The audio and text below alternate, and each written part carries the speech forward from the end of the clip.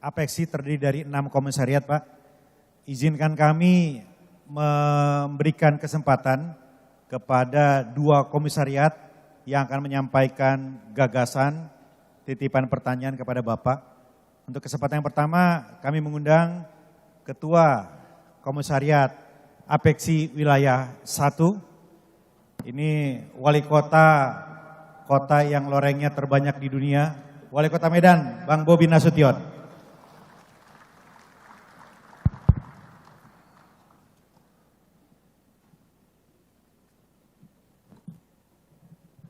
Terima kasih Ketua. Yang sama kita hormati, kita banggakan Bapak Prabowo Subianto. Mohon izin Bapak, kami bertanya dari Komwil 1, terdiri dari 24 kota Pak di Sumatera.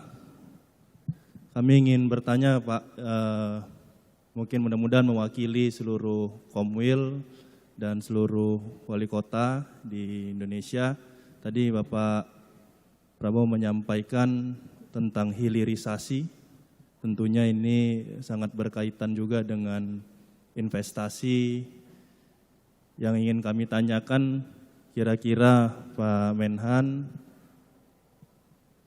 kebijakan tentang bisnis, tentang UMKM, tentunya hari ini sudah dimulai, tadi Bapak Prabowo menyampaikan, namun kami rasa belum menyeluruh sampai dengan tingkat pendidikan dan yang lainnya. Kira-kira Pak Menhan nanti kebijakan apa yang akan dibuat agar dunia bisnis, dunia industri di Indonesia ini bisa seluruh aspek menyentuhnya Pak. Mungkin ini, terima kasih Pak. Terima kasih Pak Bobi. Baik, terima kasih Pak Bobi. Jadi sebagaimana saya katakan tadi, bahwa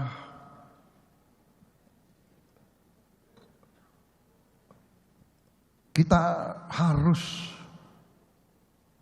memberi suatu kemampuan untuk seluruh rakyat kita, terutama mereka yang paling lemah, mereka yang paling di lapisan terbawah, supaya bisa mendapat kesempatan untuk keluar dari perangkap kemiskinan. Jadi benar sekali, salah satu adalah melalui UMKM. Kita harus berdayakan UMKM lebih baik. Nah, untuk itu selain sekarang yang sudah kita alami, ya, pemerintah kita sekarang dengan bantuan langsung, ya kan, langsung ke sasaran. Ini harus dipertahankan dan kalau perlu diperketat, di targetingnya harus benar. Mereka yang perlu harus segera kita yakini sampai, ya kan? Bantuan-bantuan langsung, kredit-kredit ringan, kredit-kredit microfinance. Kemudian kita juga harus meneruskan program-program pemberdayaan di berbagai bidang. Di bidang pendidikan, kita harus tentunya harus mengintensifkan pendidikan di tingkat paling depan, yaitu di katakanlah taman kanak-kanak, istilahnya sekarang mungkin usia dini, ya, PAUD dan SD, kemudian di sekolah-sekolah kejuruan, sekolah-sekolah vokasi. Ini harus kita intensifkan. Kita harus berdayakan BLK kita. Saya dapat laporan, apakah benar atau tidak saya ingin cek lagi. Ada beberapa BLK yang kurang dimanfaatkan. Ada berbagai BLK yang kosong, tidak dimanfaatkan. Coba para wali kota mengecek, ya, apa benar atau tidak laporan ini. Ini salah satu yang harus kita tingkatkan. Kemudian affirmative action, kebijakan yang berpihak kepada kaum yang lemah, yang dari daerah terpencil, dari pulau terluar, dari suku-suku yang masih jauh dari pusat pembangunan di Papua, mungkin di kepulauan-kepulauan. Ini harus ada affirmative action, ada kebijakan-kebijakan yang berpihak. Ya, kita harus tambah beasiswa kepada mereka. Ternyata kita dapat masukan juga bahwa begitu banyak beasiswa yang ada di pemerintah sekarang yang kurang diisi, kurang dimanfaatkan. Saya tidak mengerti bagaimana caranya. Mungkin inilah para wali kota bisa scouting di kota masing-masing, para bupati, para camat cari anak-anak dari manapun, terutama dari kelompok yang paling bawah, untuk bisa dia sekolah dengan baik, setinggi-tingginya. Saya mau kasih contoh. Ini yang saya cukup bangga. Begitu saya jadi Menteri Pertahanan, saya analisa masalah, ya, yang dibutuhkan sekarang adalah banyak sekali insinyur teknik, dokter, ahli fisika, kimia, biologi. Dan waktu itu saya bersama Wakil Menteri waktu itu Pak Trenggono dan Menteri Kesehatan waktu itu, ya, kita menganalisa dan kita mengatakan oke, Universitas Pertahanan yang ada di bawah saya bikin program S1, dan S1 ini adalah biaya siswa penuh. Dan saya bilang kita rekrut dengan standar yang sangat tinggi. Saya pakai standar dari Harvard University, ya. Matematik 9, fisika 9, IQ 120. Dan kita buka pendaftaran. Dan tidak ada surat-surat rekomendasi. Tidak ada. Mau anaknya siapa, tidak berlaku. Yang jelas lulus standar masuk. Apa yang terjadi? Saya bangga. Suatu saat saya cek, saya lihat seorang mahasiswi. Saya tanya, kamu berasal dari mana? Berasal dari Medan. Kamu sekolahnya apa? Sekolahnya dari pesantren. Bayangkan, sekolah dari pesantren, matematiknya 9, fisikanya 9, IQ-nya 120. Bapakmu kerja apa? Bapak saya di pasar, Pak, jualan bakso. Ibu kamu? Ibu saya juga di pasar, Pak, jualan cendol. Anak penjual bakso dan penjual cendol lulus Universitas Pertahanan dengan tidak ada koneksi, tidak pakai uang, masuk ke bidang teknik sipil. Berapa minggu kemudian saya cek lagi, ketemu lagi, mahasiswi lagi, saya ketemu, saya tanya. Waktu itu masih zaman COVID. Kamu dari mana? Saya dari Batam, Pak. Pakai masker. Kamu belajar apa? Teknik listrik. Oke. Bapakmu apa kerjanya? Guru. Oh, guru. Bukan, Pak, bukan. Guru. Karena pakai masker. Dia buka maskernya, dia bilang, bukan. Buruh. Bukan yang ini nggak usah dipasang. Ini udah kan ini. Mana nih slide? Ini saya cerita kasus lain. Ini anaknya buruh Bisa bayangkan nggak? Buruh harian, anaknya teknik listrik. Saya bilang, yang pahlawan itu bapakmu. Kamu harus sungkem ke bapakmu. Bapak ibumu pahlawan. Kita bisa bayangkan nggak? Anak seorang tukang cendol, anak seorang buruh pelabuhan, anaknya teknik listrik. Ini Pak Bobi yang harus kita perbanyak, Jadi saya yang apa yang saya bisa lakukan di bidang saya lakukan. Ya, saya lakukan. Universitas Pertahanan saya juga akan buka SMA Taruna Nusantara. Sekarang sudah ada 1 kampus.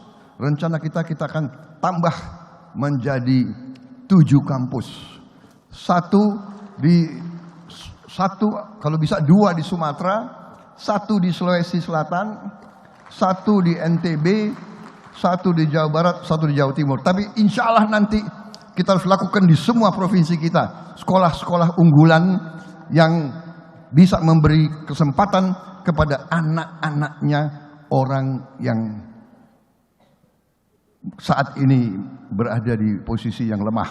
Dalam arti, dari situlah kita akan timbulkan kebangkitan bangsa ini. Dan yang selanjutnya adalah kembali dengan hilirisasi, dengan semua kekayaan kita, semua tambang mineral kita yang ada puluhan, semua komoditas kita, karet, kelapa sawit, coklat, kopi, ya, semuanya pengolahannya di Indonesia. Bayangkan pabrik-pabrik yang akan menjamur, bayangkan insinyur-insinyur yang kita perlu, bayangkan tenaga-tenaga kerja yang kita perlukan, saudara-saudara sekalian. Jadi saya kira demikian, ya. Affirmative action, kebijakan, pendidikan, ya, targeting, dan ini semua nanti akan menjadi semacam, bisa dikatakan semacam efek menjalar. Begini di sini kita lakukan apa itu affirmative action, ya, keberpihakan, kita kasih input, tapi efeknya efeknya berlapis-lapis. Jadi dari bawah, dari horizontal dan dari atas. Dari atas, dari presiden, hilirisasi, ya kan? Kemudian pengarahan, targeting.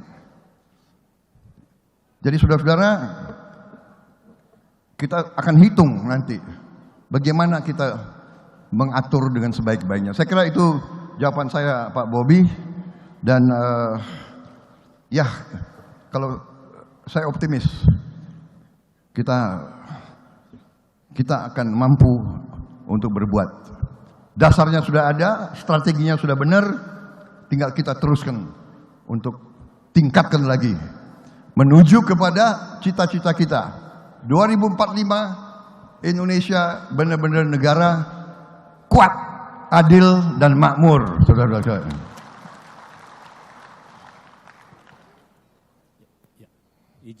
Izin Pak Menteri, pertanyaan terakhir dari Komil 6, Bapak Kapten Ali Ibrahim. Ini terakhir ya? Terakhir Pak. Alhamdulillah. Kami semua mayor Pak, tapi beliau khusus satu-satunya Kapten. Izin Pak Jenderal, saya Kapten Laut, jadi nggak naik mayor, nggak naik letnan, tetap kapten terus. Pertama, Assalamualaikum warahmatullahi wabarakatuh. Selamat sore dan salam. Maaf, Bapak dari wali kota mana Pak? Izin, Tidore. Okay. Saya Tidore Kepulauan Maluku Utara. Ya. Selaku wali kota dan juga sebagai ketua Komplek 6, wilayahnya cukup jauh, cukup panjang geografinya dari Sulawesi sampai ke Papua. Itu 17 wali kota, anggotanya semua 17. pertanyaannya pendek atau kami titipkan pertanyaan ini. Insya Allah ke depan kalau Bapak terpanggil sebagai Presiden, kami sebagai bagian daripada Indonesia, kami titip pertama, bagaimana pembangunan Indonesia Timur. Yang kedua, perencanaan pembangunan kelautan Indonesia Timur. Karena kami adalah daerah kepulauan. Kami sangat mendukung sekali apa yang Bapak sampaikan, terutama para nelayan. Dari luar banyak sekali pencurian ikan di perairan kami, terutama di atas Pulau Murtai. Terima kasih. Selamat sore. Baik, terima kasih. Dari Indonesia Timur, saudara-saudara, saya kebetulan memang saya ini setengah orang Indonesia Timur. Karena ibu saya orang Sulawesi juga. Jadi kalau bisa dikatakan saya ini orang Orba dan Orla sekaligus. Karena ibu saya dari Langowan, Sulawesi Utara, jadi saya orang Langowan. Bapak saya dari Banyumas, Jawa Tengah, jadi saya Orba. Jadi saya Orla, Orba sekaligus. Saudara-saudara, baru kemarin saya diskusi sama Menteri KKP, kita memang masa depan bangsa Indonesia itu sangat besar nanti dari Indonesia Timur. Jadi kita sekarang harus benar-benar punya strategi khusus, dan sudah kita rintis sekarang strategi khusus untuk Indonesia Timur. Ya, saya kira pemerintah Presiden Jokowi ya 2 periode fokusnya luar biasa di Indonesia Timur. Yang saya tahu beliau berkunjung saja ke Papua sampai hari ini sudah 17 kali. Beliau berkunjung ke Papua 17 kali. Maaf, bisa dihitung nanti. Mungkin belum ada presiden yang sebanyak itu berkunjung. Dan Anda bisa hitung ya, investasi kita di Papua, kemudian peningkatan ekonomi, pertumbuhan ekonomi di Papua itu sudah seberapa. Tapi benar, kita masih banyak kecolongan. Ya.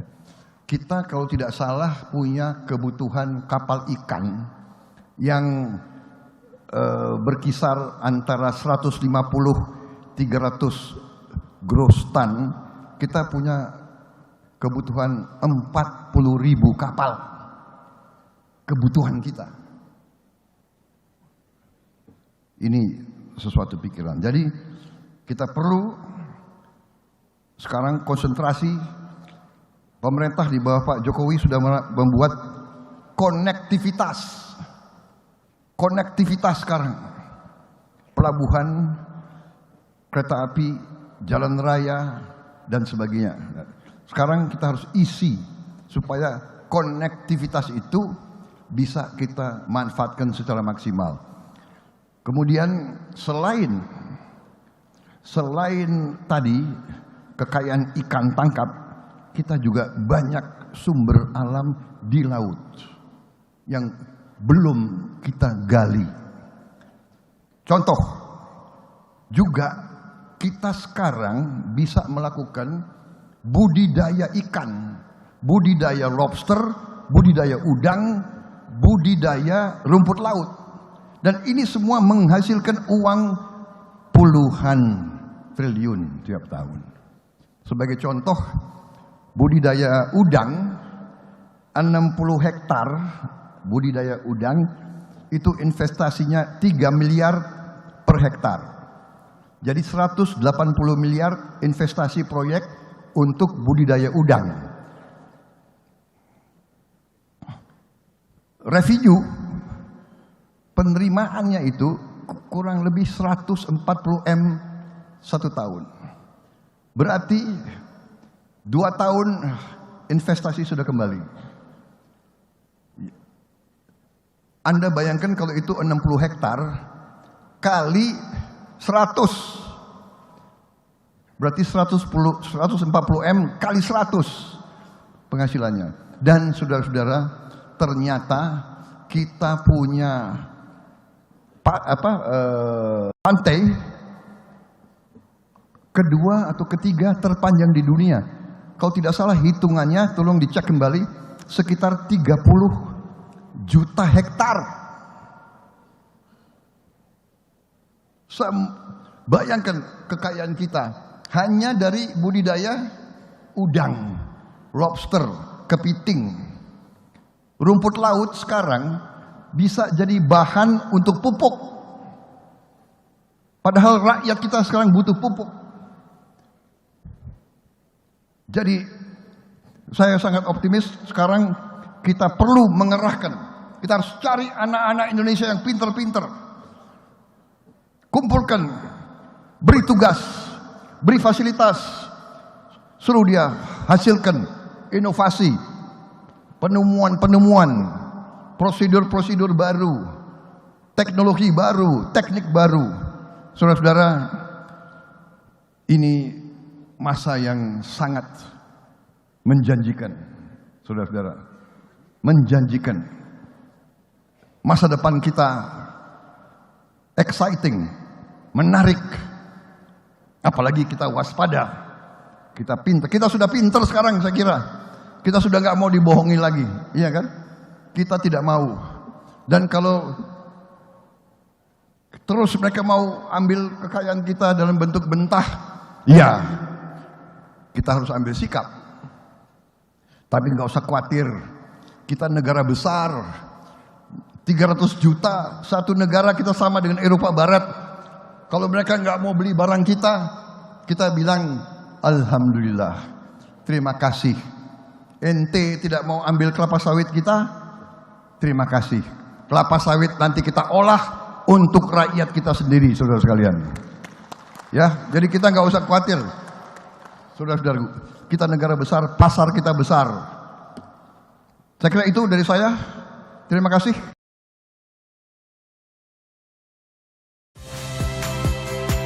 Saya Valentina Sitorus. Saksikan program-program Kompas TV melalui siaran digital, pay TV, dan media streaming lainnya. Kompas TV, independen, terpercaya.